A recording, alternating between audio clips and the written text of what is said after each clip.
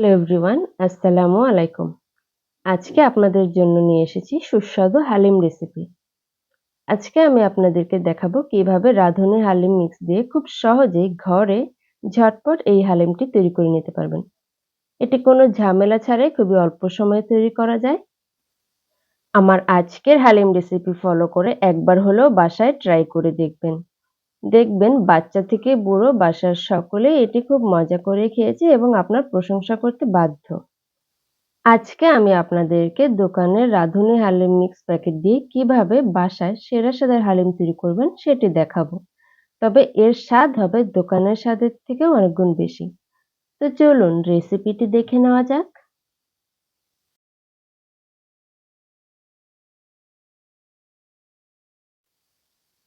হালিম রান্না করার জন্য আজকে আমি এখানে নিয়ে নিয়েছি রাঁধুনি হালিম মিক্সের প্যাকেটটি। আপনারা চাইলে যে কোনো ব্র্যান্ডের প্যাকেট নিতে পারেন। এখানে প্যাকেটের গায়ে লেখা আছে কি কি উপকরণ দিয়ে হালিম মিক্সটা তৈরি। এছাড়াও প্যাকেটের গায়ে আরও লেখা আছে তৈরি করতে কি কি উপকরণের প্রয়োজন এবং এর প্রস্তুত প্রণালী। তবে আপনি যদি সবচেয়ে পারফেক্ট ও মজা করে হালিম মিক্সটা রান্না করতে চান, তবে আমার রেসিপিটা ফলো করতে পারেন। কারণ আমি আজকের রেসিপিতে দেখিয়ে দিব কিছু গুরুত্বপূর্ণ টিপস অ্যান্ড ট্রিক্স, যেটি ফলো করলে আপনার হালিমও হবে দোকানের হালিমের থেকেও সেরা স্বাদ। ১ প্যাকেট হালিম মিক্স দিয়ে আপনি ৬ থেকে ৭ জনের জন্য পরিবেশন করতে পারবেন। চলুন দেখি প্যাকেটের ভিতরে কি কি আছে। এখানে রাঁধুনি হালিম মিক্সের প্যাকেটের ভিতরে আমি আরো ২টি ছোট প্যাকেট পেয়েছি। যে প্যাকেট দুটোর একটি বড় এবং আরেকটি তুলনামূলক ছোট। বড় প্যাকেটে রয়েছে হালিম রান্নার জন্য ডালের মিক্সচার এবং ছোট প্যাকেটটিতে রয়েছে হালিমের স্পেশাল মসলা। আপনি যেকোনো ব্র্যান্ড কিনেন না কেন, সব ব্র্যান্ডের প্যাকেটের ভিতরে এরকম ২ টো প্যাকেট থাকে। একটি হচ্ছে ডালের এবং অপরটি হচ্ছে মসলার। চলুন হালিম তৈরির প্রসেসে চলে যাই। আজকে হালিম রান্না করার জন্য আমি নিয়ে নিয়েছি গরুর মাংস। গরুর মাংস দিয়ে হালিমটা কিন্তু সবচেয়ে বেশি মজাদার হয়ে থাকে। এখানে আমি প্রায় ৩০০ গ্রামের মতো গরুর মাংস নিয়েছি। পুরো প্যাকেটটা রান্না করার জন্য আপনারা ৩০০ থেকে ৫০০ গ্রামের মতো মাংস নিতে পারেন। চেষ্টা করবেন হাড় চর্বি মিশ্রিত মাংসটা নিতে, তাতে খেতে ভালো লাগবে এবং মাংসের টুকরোগুলো ছোট ছোট করে টুকরো করে নেবেন। তাতে সহজেই মাংসের টুকরোগুলো গলে যাবে।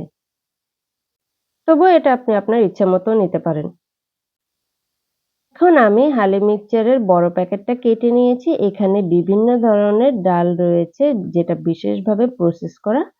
এটা আমি একটা পরিষ্কার পাত্রে ঢেলে দিলাম। এ পর্যায়ে আমি ডালের ভেতর ২ কাপ বা ৫০০ ml ফুটন্ত গরম পানি ঢেলে দিয়ে ডালগুলো ভালোভাবে নেড়েচেড়ে মিশিয়ে নেব। খেয়াল রাখবেন পানিটা যেন অবশ্যই ফুটন্ত গরম হয় এবং সাথে সাথে ডালটা নেড়ে দিবেন যাতে দলা পেকে না যায়। গরম পানি দেওয়ার পর ডালটা দলা পাকিয়ে যেতে পারে, তাই চেষ্টা করবেন সাথে সাথে কোনো চামচ দিয়ে অথবা হ্যান্ড বিটার দিয়ে ডালটাকে ভালোভাবে মিশিয়ে নেওয়ার জন্য। আপনারা যদি অর্ধেক প্যাকেট হালিম রান্না করতে চান তাহলে তার মধ্যে ১ কাপ বা ২৫০ ml পরিমাণ পানি দিয়ে দিবেন। এখানে আমি কিছুক্ষণ নেড়েচেড়ে ভালোভাবে ডালটাকে পানির সাথে মিশিয়ে প্রায় আধা ঘন্টার মতো রেস্টে রেখে দেব। এখন আমি চুলায় চলে যাচ্ছি। চুলায় একটি প্যান বসিয়ে দিয়েছি। তাতে দিয়ে দিচ্ছি ১/২ কাপ পরিমাণ রান্নার সয়াবিন তেল। তেলটা গরম হয়ে এলে এ পর্যায়ে আমি দিয়ে দিচ্ছি ৪টি মাঝারি সাইজের পেঁয়াজ কুচি। চেষ্টা করবেন পেঁয়াজটা চিকন চিকন করে স্লাইস করে কেটে নেওয়ার জন্য। চেষ্টা করবেন পেঁয়াজটাকে ভালোভাবে নেড়েচেড়ে ছড়িয়ে ছিটার জন্য, তাহলে পেঁয়াজটা ভালোভাবে খুলে যাবে এবং ভালোভাবে ভাজা হবে। কারণ আমরা এই পেঁয়াজগুলোকে বেরেস্তা করে নেব। আমার পেঁয়াজ বেরেস্তাটা প্রায় হয়ে গিয়েছে। ভালোভাবে নেড়েচেড়ে আমি প্রায় ৫ মিনিটের মতো ভেজে পেঁয়াজটাকে বেরেস্তা করে নিয়েছি। এখন আমি একটা ছাঁকনির সাহায্যে তেলগুলোকে ছেঁকে পেঁয়াজগুলোকে একটা পরিষ্কার পাত্রে উঠিয়ে রাখবো। এই পেঁয়াজ বেরেস্তা আমাদের হালিম পরিবেশনের সময় প্রয়োজন হবে। পর্যায়ে আমি হালিমের জন্য মাংসটা রান্না করতে চলে আসলাম। অবশিষ্ট তেলে দিয়ে দিচ্ছি আমি আরো একটি পেঁয়াজ কুচি, দিয়ে দিচ্ছি সামান্য পরিমাণ আদা রসুন বাটা। এরপর আমি ভালো করে নেড়েচেড়ে কিছুক্ষণ ভেজে নেব যাতে আদা রসুনের কাঁচা গন্ধটা দূর হয়।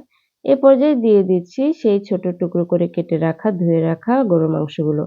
এর সাথে দিয়ে দিচ্ছি হালিমের প্যাকেটের ভিতরে যে ছোট মসলার প্যাকেটটা ছিল সেই প্যাকেটটা। এখান থেকে আমি অল্প একটু মসলা তুলে রেখেছি। ভালোভাবে নেড়েচেড়ে প্রায় ৪-৫ মিনিটের মতো কষিয়ে নিব মাংসগুলোকে। আপনারা এখানে চাইলে খাসির মাংস অথবা মুরগির মাংস ব্যবহার করতে পারেন। এ পর্যায়ে আমি এখানে দিয়ে দিচ্ছি প্রায় ২ কাপের মতো ফুটন্ত গরম পানি। অবশ্যই এখানে গরম পানি দিতে হবে, ঠান্ডা পানি ব্যবহার করা যাবে না। পর্যায়ে আমার চুলার আঁচটা মিডিয়াম ছিল। প্রায় ১৭ থেকে ১৮ মিনিট পর দেখতেই পাচ্ছেন আমার মাংসগুলো প্রায় অনেকটাই সেদ্ধ হয়ে এসেছে। হালিম রান্নার জন্য মাংসগুলো কিন্তু নরমাল মাংস রান্নার মতো হয় না, আর একটু ভিন্ন রকমের হয়ে থাকে। এক্ষেত্রে মাংসগুলোকে চেষ্টা করবেন বেশি নরম করে ফেলার জন্য, তাহলে দেখবেন খেতে ভালো লাগবে। এ পর্যায়ে আমি ০.৫ ঘন্টা যে ডালটা ভিজিয়ে রেখেছিলাম, সেই ডালটাকে এই মাংসের ভেতর দিয়ে দিব। আমার মাংসটা পুরোপুরি সেদ্ধ হয়ে গিয়েছিল। ডালের মিশ্রণটা ভালোভাবে দিয়ে একটা চামচের সাহায্যে আমি ভালোভাবে মাংসের ও মসলার সাথে এটাকে মিশিয়ে নিচ্ছি। পর্যায়ে কিছু সময় ধরে ভালোভাবে নেড়েচেড়ে ডালগুলোকে মিশিয়ে নিতে হবে।